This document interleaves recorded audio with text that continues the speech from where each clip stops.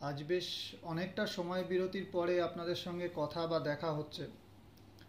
তো আমার এই চ্যানেলে লাস্ট আমার মনে পড়ছে যে ভিডিও আমি শেষ করেছিলাম সেটা হচ্ছে অবশ্যই রুদ্রাক্ষের ওপরে, এবং সেই রুদ্রাক্ষের আকার, প্রকার, ভেদ, প্রমাণ এইসব নিয়ে আর কি।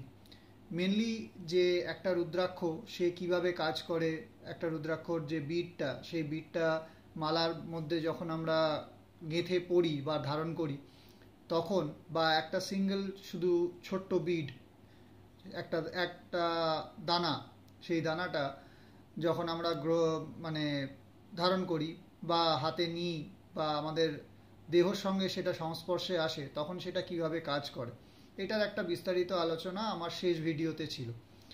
তো আজকে যে বিষয়টা বা যে যে জিনিসগুলো নিয়ে আলোচনা করব বা কথা বলবো আপনাদের সাথে, সেটার অনেকটাই এর আগের ভিডিওতে আমি অনেকগুলো ভিডিওতে হয়তো অল্প অল্পভাবে কভার করেছি, কিন্তু আজকে সচক্ষে আপনারা দেখতে পাবেন বা জিনিসগুলোকে আরও ক্লিয়ারলি বুঝতে পারবেন যে বিষয়টা কি এবং তার এত মহত্বটা কেন।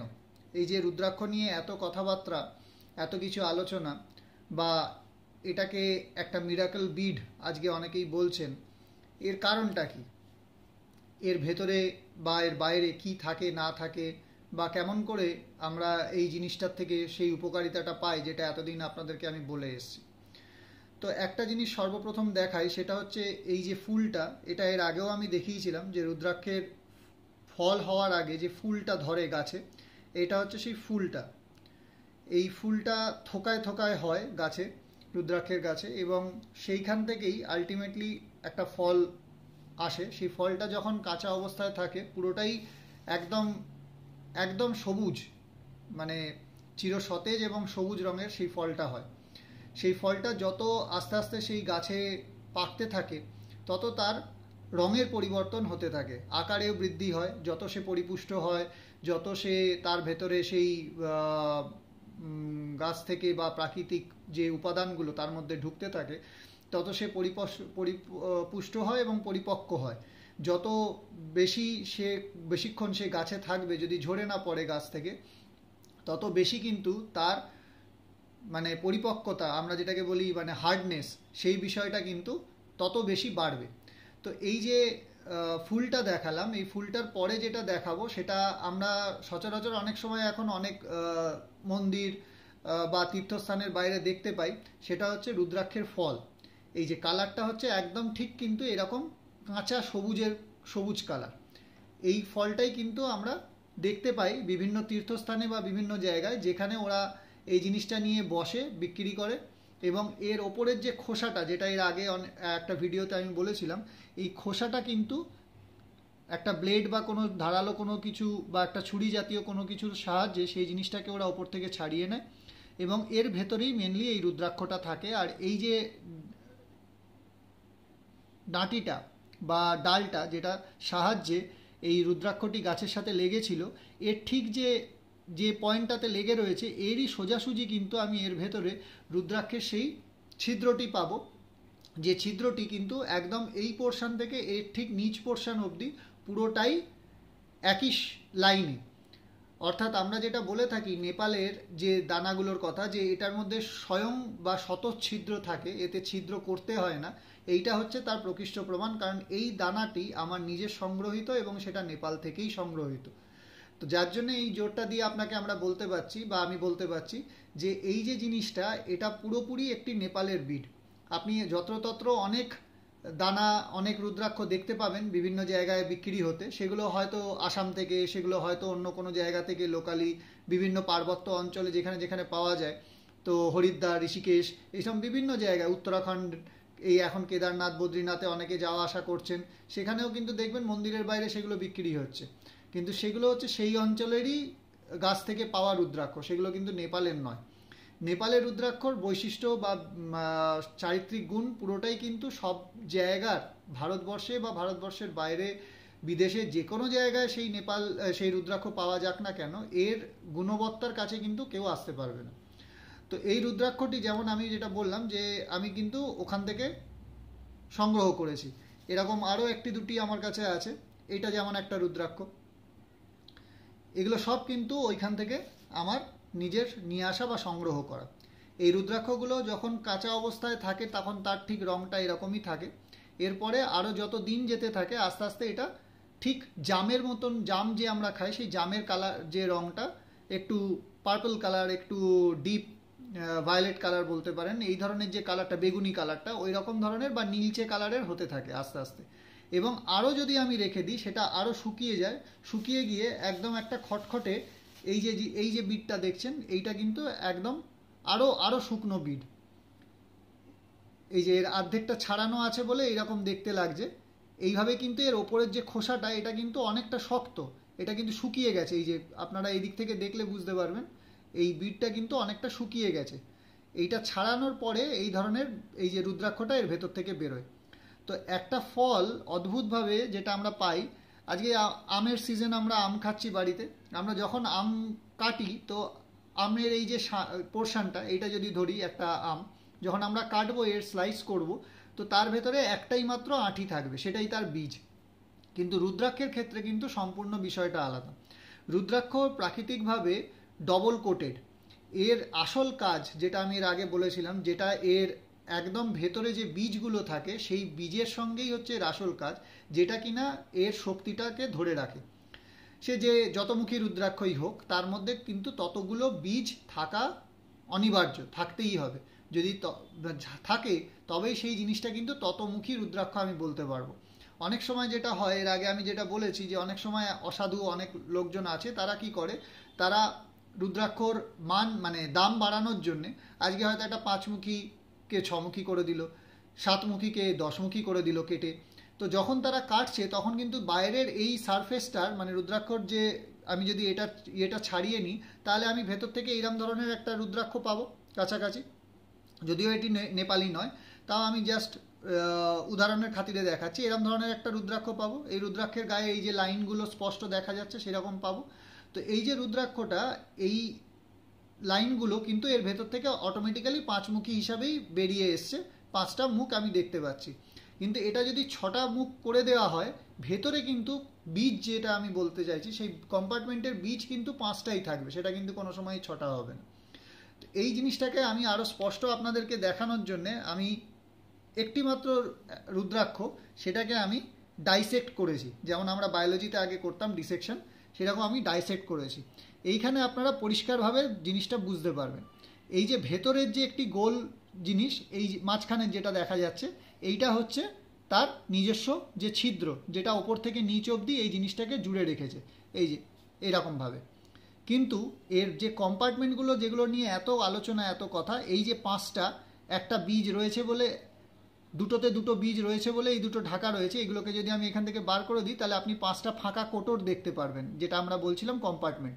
এই যেমন এখানেও 3টে দেখা যাচ্ছে, আরও দুটো কোটর ঢাকা রয়েছে বীজে। এই যে ভেতরের যে বীজটা, এইখানে একটা রয়েছে আর এইখানে একটা রয়েছে, এই বীজেরই হচ্ছে আসল মহিমা। আমরা রুদ্রাক্ষে জপ করি, রুদ্রাক্ষ ধারণ করি, এর যা বায়ো এফেক্ট মেকানিজম, যেটা নিয়ে এর আগের ভিডিওতে আমি আলোচনা করেছিলাম, বা যা এর ক্ষমতা, এই সমস্তটাই কিন্তু ধারণ করা আছে এই বীজের মধ্যে। আর গাছ যেটা সৃষ্টি হয়, সেই গাছটাও কিন্তু এই বীজগুলোর থেকেই আলটিমেটলি সৃষ্টি হয়। এটা মানে তার ওপরের কোটিংটা আমি আপনাকে জানি না আমি কতটা বোঝাতে পারবো। এই যে এইটা হচ্ছে একটা বীজের অংশ, এর ভেতর থেকেই যে বীজটা পড়েছে সেই বীজের অংশ, ঠিক আছে। এইরকম কালো রঙের একটা ছোট্ট বীজ, এই যে এই জিনিসটা। এইবার এইটা আমি দেখালাম একভাবে ডাইসেক্ট করে, আর এইটা কিন্তু আর একটা সেকশন, এটা বলতে পারেন লঙ্গিটিউডিনাল সেকশন। এই লঙ্গিটিউডিনাল সেকশনটা দেখলে এইটা বোঝা যাবে যে আড়াআড়ি কাটলে জিনিসটা, লম্বালম্বি কাটলে এই জিনিসটাকে কিন্তু বীজটা এইরকমভাবে দেখাবে। এটাও কিন্তু 5মুখী রুদ্রাক্ষ, কিন্তু আমি যেহেতু জিনিসটাকে এইভাবে কেটেছি, ওই বীজের কম্পার্টমেন্টগুলো কিন্তু এরকম লম্বাটে দেখতে লাগছে, ঠিক আছে। সাইড দিয়ে একটা সাইড কেটেছে, এটা পুরোপুরি ঠিক মাঝামাঝি কাটা হয়নি। এই যে এর বাকি অংশটা হচ্ছে এইটা, এটা যদি আমি ঠিক মাঝামাঝি ডাইসেক্ট করতাম তাহলে আপনারা ওই একই জিনিস দেখতে পাতেন ওইটার মতন। আমি ঠিক বোঝানোর জন্য এটা করলাম যে এই যে গোটা বীজের আকারটা কীরকম হয়, এই লম্বাটে টাইপের, এই যে দুটো খোলে দুটো বীজ দেখাচ্ছে এরকম, এরও 5টা খোল আছে, এটাও 5মুখী রুদ্রাক্ষ। আমি এই যে দুটো যদি জয়েন করে দিই, এইখানে আপনারা আশা করি পরিষ্কার দেখতে পাবেন, এই যে এটাও 5মুখী রুদ্রাক্ষ। কিন্তু এই পাঁচমুখী রুদ্রাক্ষটাকে আমি সাইড দিয়ে কেটেছি বলে জিনিসটা লম্বাটে টাইপের দেখাচ্ছে এবং মনে হচ্ছে বোধহয় এটা দুমুখী, কারণ দুটো ভাগ রয়েছে, দুটো বীজ দেখা যাচ্ছে এতে। ঠিক আছে, এই একটা পাশে একটা। তো এই যে ইন্টারনাল স্ট্রাকচারটা কিন্তু, বা সরি আউটার স্ট্রাকচারটা, এই যে ওপরের যে লেয়ারটা, এই লেয়ারটা এতটাই শক্ত এবং কঠোর যে এই ভেতরের যে ডেলিকেট সূক্ষ্ম এবং নরম বীজগুলো সেটাকে কিন্তু প্রোটেকশন দেয়, এবং এটা ভেতরে দীর্ঘদিন দীর্ঘ জীবন এটা ভালো থাকে বা মানে প্রাণবন্ত থাকে এই ওপরের এই সিড কোটিংটার জন্য। এবং সেইটার জন্যই আমাদেরকে যেটা বলা হয়, এর আগে আমি একটা ভিডিওতে বলেছিলাম যে রুদ্রাক্ষকে কন্ডিশনিং করতে।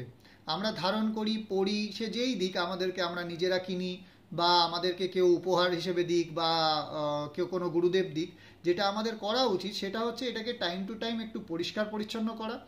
এর ওপরে বা এর এই যে ভেতরে যে দাগগুলো রয়েছে, যে মুখগুলোর কথা আমরা বলছি, বা এর গায়ে যে এই যে থর্নি স্ট্রাকচারটা রয়েছে, যেটা মেনলি আমাদের স্কিনের সাথে কন্ট্যাক্টে আসে, সেই জিনিসগুলোকে, সেই রুদ্রাক্ষের গাগুলোকে ভালো করে পরিষ্কার পরিচ্ছন্ন করা। এইটা আপনাকে আমি যেমন দেখাই, এইটা হচ্ছে একটা ব্যবহৃত রুদ্রাক্ষ। এটা দীর্ঘদিন ধারণ করা রুদ্রাক্ষ। দেখুন এর কালার পুরোপুরি পাল্টে গেছে, এতে তেল, ঘি, মধু সব রকম জিনিস পড়েছে দীর্ঘদিন যাবৎ, এবং এটা যেহেতু ধারণ করা ছিল শরীরে, এটা কিন্তু আস্তে আস্তে এর রংটাকে পুরোপুরি পাল্টে ফেলেছে। কিন্তু এইটা এখনও গাটা দেখলে বুঝতে পারবেন যে এখনও কিন্তু এর গাগুলো যে কাটা কাটা যে বিষয়টা, একটা যে মানে ওপরে হাতে লাগার মতন যে একটা স্ট্রাকচার হয়ে রয়েছে, এই জিনিসটা কিন্তু আপনারা ফিল করতে পারবেন যদি আমি এই জিনিসটাকে এই দুটো আঙুলের মধ্যে দিয়ে প্রেশার দিয়ে দেখাই, তাহলে আমার হাতে কিন্তু সেই ইমপ্রেশনগুলো চলে আসছে।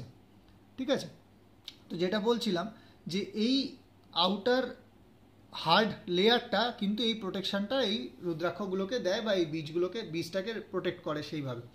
এইবার এর ভেতরে কন্ডিশনিং যখন আমি করছি, এই জিনিসটাকে যখন আমি তেলে চুবিয়ে রাখছি বা ঘিয়ে বা দুধে চুবিয়ে রাখছি, তখন কিন্তু এই ভেতরের যে বীজটা, সেই বীজটাও কিন্তু সেই জিনিসটা সোক করছে। ফলে কি হচ্ছে, সে কিন্তু অনেক দিন যাবত, অনেক বছর যাবত কিন্তু লাইফ থাকছে, বীজটা কিন্তু মরছে না, যেটার আসল কাজ। আমার বাইরের স্ট্রাকচারটাকে যেমন আমাকে পুষ্টি দিতে হবে, আমাকে সেটাকে যেমন কন্ডিশনিং করতে হবে, কারণ এটা অনেকটা একটা কাঠ ধরনের স্ট্রাকচার, মানে মেটেরিয়াল। তো সেই কাঠের যেমন একটা ময়েশ্চার কন্টেন্ট থাকে, সেই ময়েশ্চার কন্টেন্টটা কাঠে যতদিন ভালো মতন বজায় থাকবে, সেই জিনিসটা কিন্তু তত বেশি ফ্লেক্সিবল বা হার্ডি হবে। আজকে কিন্তু সেটা চট করে ক্র্যাক করে যাবে না, তার ময়েশ্চার কন্টেন্টটা যদি ঠিকঠাক মতন বজায় থাকে। আবার এটাও দেখতে হবে যে আমি এত বেশি তাকে ট্রিটমেন্ট করছি, এত বেশি আমি তাকে মানে তেল, ঘি, মধু তে চোবাচ্ছি, বা দীর্ঘদিন হয়তো আমি জলেই ফেলে রাখলাম জিনিসটাকে, সেটা হলে কিন্তু আবার খারাপ। তাতে কিন্তু অনেক রকম সমস্যা আসতে পারে, হয় পোকামাকড়ের উৎপাত হবে, আর না হলে সেই জিনিসটা পচে যেতে পারে।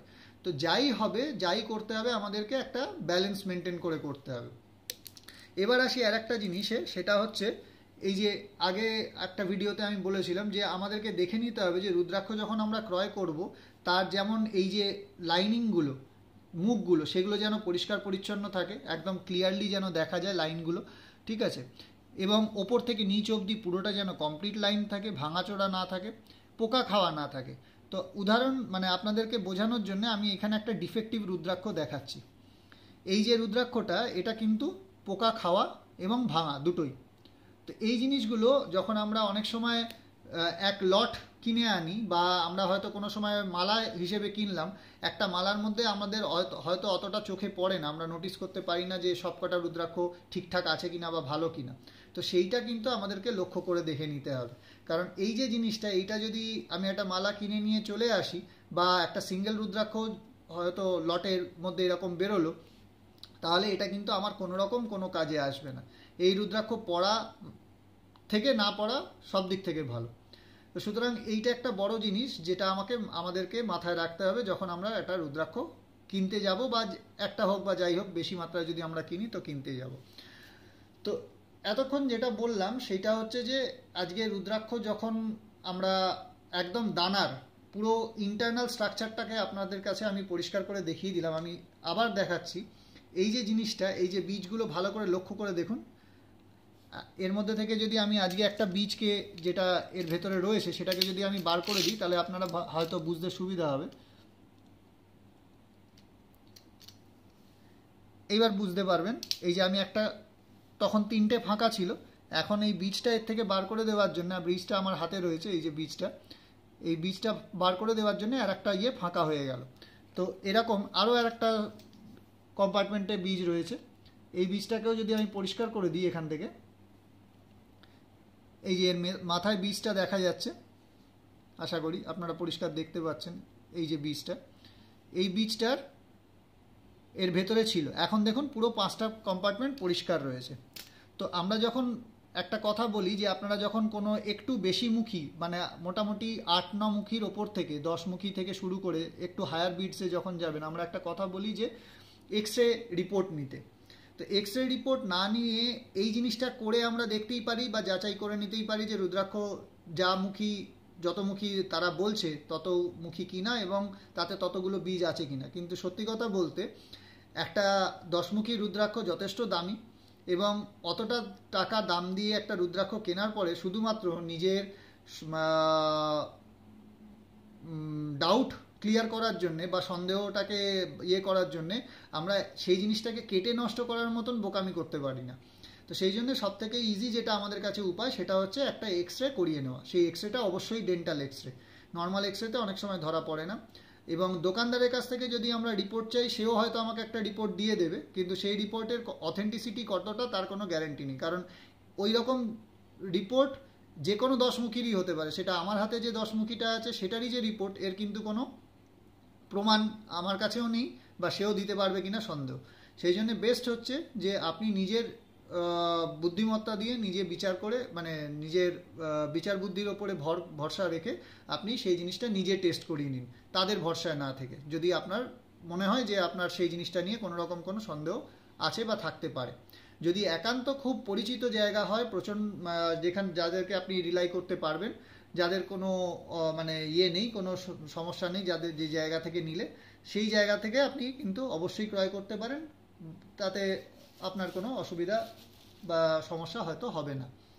আচ্ছা, এবার আপনাদেরকে যেটা দেখাই আমি সেটা হচ্ছে এই যে একটা গোটা রুদ্রাক্ষ আমার কাছে রয়েছে। আবারও দেখাই, এই যে ডাঁটিটা যেটা রুদ্রাক্ষর গাছের সাথে যখন লেগেছিল ফলটা, তার সঙ্গেই রয়েছে, এখনও রয়েছে, এটা কিন্তু ইনট্যাক্ট রয়ে গেছে তখনও অবধি। এই জিনিসটার মতনই কিছু জিনিস আপনারা অনেক সময় দেখবেন বিভিন্ন জায়গায় লোকে একটা রুদ্রাক্ষকে অরিজিনাল মনে করানোর জন্যে বা সেটাকে বোঝানোর জন্যে বা তাকে উচ্চ দামে বেচার জন্যে অনেকে এই ধরনের জিনিসগুলোকে আঠা দিয়ে লাগিয়ে একটা কালো রঙের আরও ডিপ কালার হয়ে যায় সেই জিনিসটার, সেই রকম ধরনের জিনিস রাস্তার ফুটপাতে বসে বেচে। ঠিক আছে, তো যখন সেটা বেচে বা যে জিনিসগুলোকে বেচে তারা কিন্তু এইরকম ধরনের কিছু ফলস গাছের ডাল যে কোনো জায়গা থেকে কিনে এনে আঠা দিয়ে পেস্ট করে সেই জিনিসটা করে। এটা কিন্তু সেই জিনিস নয়, আপনারা নিজেরাই স্ট্রাকচার দেখে বুঝতে পারছেন, এবং আমার নিজস্ব সংগ্রহের জিনিস এটা, সেই জন্য আপনাদেরকে আমি ভিডিওতে অরিজিনালি সেই জিনিসটা দেখাচ্ছি যে কি হয় জিনিসটা। কারণ আমরা বাইরে থেকে যখন দেখি দোকান বাজারে যেগুলো তারা নিয়ে বসে বিক্রি করে, সেগুলোর প্রায় অধিকাংশ রং হচ্ছে কালো, জলে ডোবানো থাকে, তারা ওখান থেকে তোলে বা একটা ট্রের মধ্যে সাজানো রয়েছে, আপনি বললে ওরা সঙ্গে সঙ্গে এর ওপরের যে জিনিসটা, এই ওপরের যে পাল্পটা সবুজ রঙের, এই যে আঁশটা, এই আঁশটা তারা ছাড়িয়ে দেয়, ছাড়িয়ে দিয়ে আপনাকে সেই রুদ্রাক্ষটা ঘষে মেজে পরিষ্কার করে দিয়ে দেন। এইবার একটা জিনিস বলি, অনেক আগে একটা আমার ভিডিওতে আমি বলেছিলাম যে যেমন অনেকটা নারকোল গাছের ব্যাপার, যে নারকোল গাছের যেমন প্রত্যেকটা অংশ বা প্রত্যেকটা পার্ট আমাদের যে কোনো রকমের কাজে আমরা ব্যবহার করে থাকি, ঠিক এই ফলটারও কিন্তু বিশেষত্ব সেই একই জায়গায়। রুদ্রাক্ষ গাছের পাতা, ফলের এই যে পাল্পটা, সেই পাল্পটা, গাছের ছাল, এর ছাল, এবং এর যে রুদ্রাক্ষটাকে যদি আমি পুরোপুরি গ্রাইন্ড করতে পারি তার যে ডাস্টটা, এই প্রত্যেকটা জিনিস কিন্তু আমার শরীরের বিভিন্ন রকমের রোগ সারানোর জন্য কাজে লাগে। এটা নিয়ে যথেষ্ট পরিমাণ রিসার্চ বিভিন্ন জায়গায় হয়েছে, বিভিন্ন লোকেরা করেছে, ভারতীয় বা বিদেশি অনেক লোকে এই জিনিসটার উপরে রিসার্চ করে বিভিন্ন পেপার বার করেছে। তো তাদের সেই রিসার্চ পেপারের মধ্যে কিন্তু অজস্রবার এই জিনিসটার কথা এসছে, এবং আয়ুর্বেদে তো আছেই, পুরনো গ্রন্থতে তো আছেই এই জিনিসটা নিয়ে অনেক রকমের কথা। তো এই জিনিসটার কিন্তু গুণাগুণ এতটাই হাই, শুধুমাত্র স্পিরিচুয়াল ভ্যালু নয়, শুধুমাত্র রিলিজিয়াস ভ্যালু নয়, এর কিন্তু সায়েন্টিফিক ভ্যালু বা মেডিসিনাল ভ্যালু কিন্তু অনেক বেশি। তো আপনাদের সামনে আমি লাইভ একটা রুদ্রাক্ষের পাল্পকে আমি কেটে দেখাচ্ছি যে কি করে রুদ্রাক্ষটাকে এক্সট্র্যাক্ট করা হয়। ঠিক আছে, এই যে দেখতে পাবেন এখন, এই যে পুরো একদম পুরো সজীব জিনিস, একদম মানে এখনো এর ভেতরে জল ঠাসা, পুরো টাটকা একটা ফল গাছ থেকে পেড়ে তার খোসা ছাড়ালে যেরকম হয় ঠিক সেরকম হচ্ছে বিষয়টা। এই খোসাটা আপনারা দেখতে পাচ্ছেন আশা করি, একদম পরিষ্কার লেয়ার, একদম কাঁচা, যেটা অরিজিনাল যে কোনো কাঁচা অবস্থায় যে কোনো ফলকে কাটলে যেটা হয় সেইরকম ধরনের জিনিসটা। আমি আস্তে আস্তে এই পাল্পগুলো ছাড়িয়ে রাখছি, তারপর আপনাদেরকে দেখাচ্ছি পুরো জিনিসটা।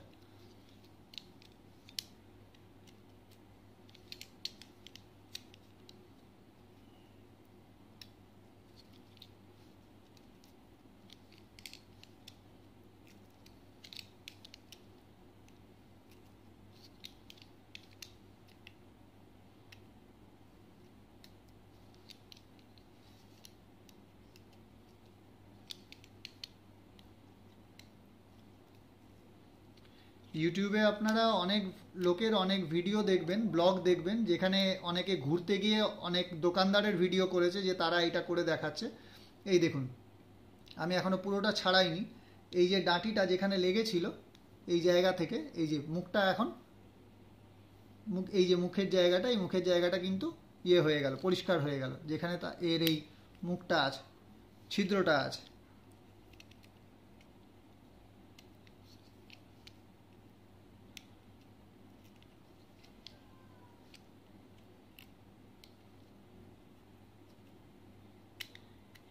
যতটা পাচ্ছি আমি ছুরি দিয়ে পরিষ্কার করে নিচ্ছি ওপরের লেয়ারটাকে।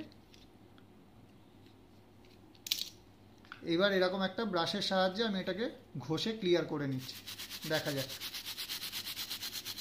এখনো জানি না কতমুখী আছে এটা, বেশিরভাগ ক্ষেত্রে যেটা আমরা পেয়ে থাকি সেটা 5মুখী হয়ে থাকে। এই ক্ষেত্রে কি হবে দেখা যাক। দেখুন মোটামুটি পরিষ্কার হয়ে এসছে কিন্তু মুখটা, এবং স্ট্রাকচারটা প্রায় বেরিয়ে এসছে ক্লিয়ার।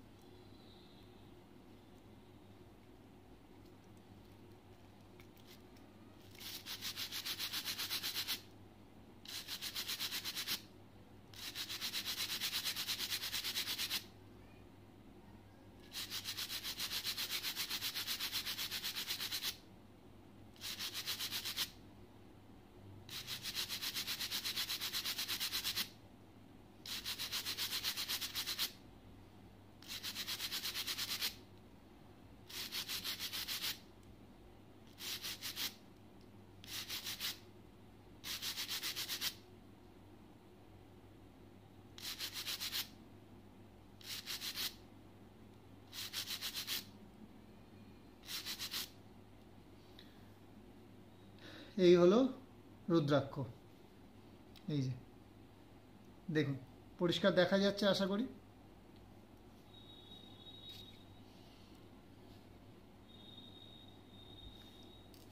মুখগুলো আশা করি আপনারা ক্লিয়ারলি বুঝতে পারছেন। 5টা মুখ আছে, এই একটা, দুটো, তিনটে, চারটে, এই একটা, 5টা, এইখানে একটা, 5টা। তো ফলে এটা আমরা দেখে বলতে পারি যে এটা কিন্তু 5মুখী রুদ্রাক্ষ। তো একদম জেনুইন, অরিজিনাল, অথেন্টিক লাইভ আপনাদেরকে আমি দেখিয়ে দিলাম যে কিভাবে একটা রুদ্রাক্ষকে রেডি করা হয়। এবার এটাকে অনেক সময় যেটা করা হয় সেটা হচ্ছে বহুদিন থেকে যদি যায় অনেক সময় অনেকের দোকানে, এবার তারা এটার উপরে একটা রঙের আস্তরণ ফেলে বিভিন্ন রকমের বেশ ডিপ কালার হয়ে যায় জিনিসটা। আমরা ভাবি বোধহয় বেশ ভালো উচ্চমানের জিনিস, তা কিন্তু নয়। যে মুহূর্তে এটার উপরে রংপত্র চড়ে যাবে তার কিন্তু অর্ধেক জিনিস ওখানেই শেষ। তো এইবার আমি যেটা আপনাদেরকে দেখাই, এবারে যে জিনিসটা আপনাদেরকে আমি দেখাবো, এই যে যেটা বলেছিলাম যে এর কিন্তু ন্যাচারাল হোল, এখানে কিচ্ছু করতে হয় না। আমার শুধু এই জিনিসটাকে একটা পিন বা কোনো কিছু সূচের সাহায্যে জাস্ট এর মুখটাকে পরিষ্কার করে দিতে হবে, আর কিন্তু কিচ্ছু করার নেই। এর পিছনে ঠিক এরই অপোজিটে আমার কিন্তু অটোমেটিক্যালি আমি এখান থেকে যদি একটা কিছু দিয়ে ইয়ে করি, সেটা কিন্তু পরিষ্কারভাবে বেরিয়ে আসবে।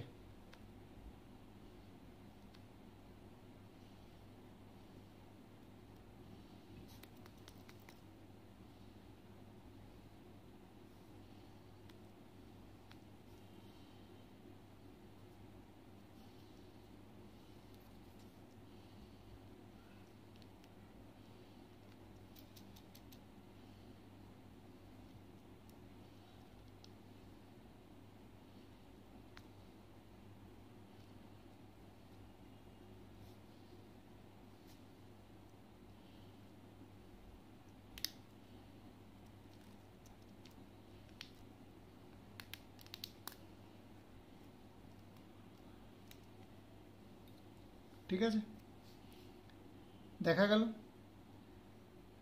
এটাতে আমাকে কিন্তু কিচ্ছু করতে হলো না, কোনো ড্রিল মেশিন, কোনো কিছু ধারালো কোনো কিছু দিয়ে কোনো কিছু আমার ফুটো ফাটা কিচ্ছু করার দরকার নেই। জাস্ট মুখটা পরিষ্কার করে নেওয়া, দিয়ে একটা কোনো কিছুর মাধ্যমে, রূপো হোক বা সোনা হোক, তামা হোক, যেটা আমার ইচ্ছা সেইটা দিয়ে আমার এইটাকে ক্যাপিং করে কিন্তু আমি অনায়াসে ধারণ করতে পারি, বা সামান্য শুধুমাত্র সুতো এপাশ থেকে ওপাশ দিয়ে পাস করিয়ে নিয়ে কিন্তু আমি ধারণ করতে পারি। এতে আর কিচ্ছু করার দরকার নেই। কিন্তু এই যে পাঁচমুখী রুদ্রাক্ষটা যেটা আপনাকে আমি দেখালাম, এটা কিন্তু পুরোপুরি আদ্যপ্রান্ত একটা নেপালি দানা। এখানে এক চুলো এদিক ওদিক এর অন্য কোনো কিছুর অবকাশ নেই। তো আমরা সচরাচর এতটা জানি না ক্লিয়ারলি আপনারা কোথাও দেখতে পান কি পান না। এই ফর্মে অনেক সময় অনেক জায়গায় ওই দোকান বাজারে পড়ে থাকে। এই যে যেটা দেখাচ্ছিলাম শুকনো অবস্থায়, এটা হচ্ছে শুকনো খোলা একটা। এটা কবে গাছ থেকে পাড়া হয়েছে, কি অবস্থায় পৌঁছেছে দোকানে, কোনো তার ঠিক নেই। এই শুকিয়ে যাওয়া অবস্থায় অর্ধেকটা ছাড়িয়ে রাখা আছে। এটাও হয়তো পাঁচমুখী বা তার আশেপাশে কিছু একটা হবে। ঠিক আছে, তো এই যে জিনিসটা পুরো আজকে আপনাদের সাথে আমি শেয়ার করলাম, এখানে লাইভ ভিডিওতে আপনারা পুরো জিনিসটা পরিষ্কার ডেমনস্ট্রেশন দেখলেন যে কিভাবে কি হয়, এবং আসল যে বীজটা যেটা নিয়ে এতদিন এত কথা বলে এসেছি, যে রুদ্রাক্ষ ধারণ করার উপকারিতা বা তার যে গুণ বা গুণবত্তা, সেটা যে কিভাবে আসে বা তৈরি হয়, এই পুরো জিনিসটাই কিন্তু আজকে আপনাদের সামনে আমি তুলে ধরার চেষ্টা করলাম। তো আশা করি আপনাদের অনেক কিছুর যে প্রশ্ন বা অনেক কিছুর যে ডাউট ছিল হয়তো কথাবার্তা শুনে, তার একটা প্র্যাকটিক্যাল ডেমনস্ট্রেশন আজকে আপনাদের সামনে আমি রাখলাম। আজকের জন্য আপাতত এই অবধি। আবার রুদ্রাক্ষের ওপরে বা অন্যান্য কোনো বিষয় নিয়ে আপনাদের সাথে খুব শীঘ্রই দেখা হবে।